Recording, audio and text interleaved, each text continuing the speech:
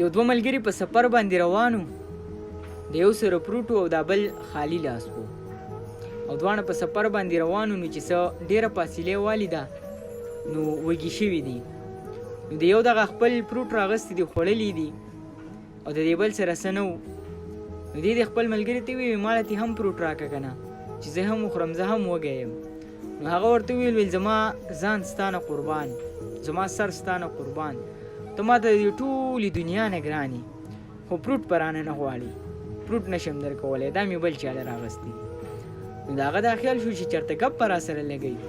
نو چې بیا روان شوي دي او څه لږه لارې والیده، نو بیا دغه یو ډېر وږی شوی دی، ځکه هغه خو څه خوړلي نه و.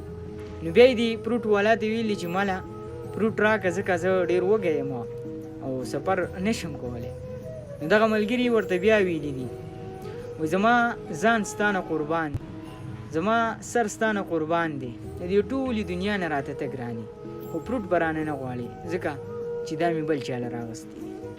د هغه بیا دا خیال شوی دی چې چېرته ګپ به را سره لګوي. بیا روان شوي دي، نو چې څه ډېره لار سفر یې کړی دی، نو دغه بیا وږی شوی دی.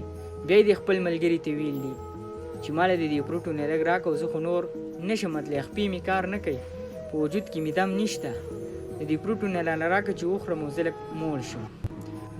نو هغه ورته بیا ویلي دي، وایي زما ځان ستا نه قربان، ته ما ته د دې ټولې دنیا نه ګران یې، زما سر ستا نه زار شه، زما سر ستا نه قربان شه، خو پروت به رانه نه غواړې، دا مې بل چاله راغستی دی.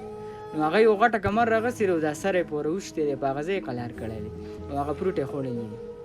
نو د دې قصې مطلب مې دا دی چې بعضې ملګري داسې وي که نه چې هغه به تا ته ډېرې غټې غټې لاپې ولي، زه به تاله دا وکړم، زه به تاله دا وکړم، زه به درله د اسمان نه ستوري راکوز کړم، خو چې کله د خدمت وخت راشي نو دغه خنزیر به بیا په تا پسې کال نه ریسیو کوي، ستا میسج به سین کوي خو تاله به جواب نه درکوي، تا ته به ښه پته ولګي چې بلو ټیکس راله، میسج یې وکړو، خو دغه خنزیر به بیا تاله جواب نه درکوي. نو د داسې خلکو نه ځان وساتئ، داسې انسانانو سره ملګرتیا مه کوئ، ځکه چې دا یاران نه وي، دا د نستوڼي ماران وي، ماران.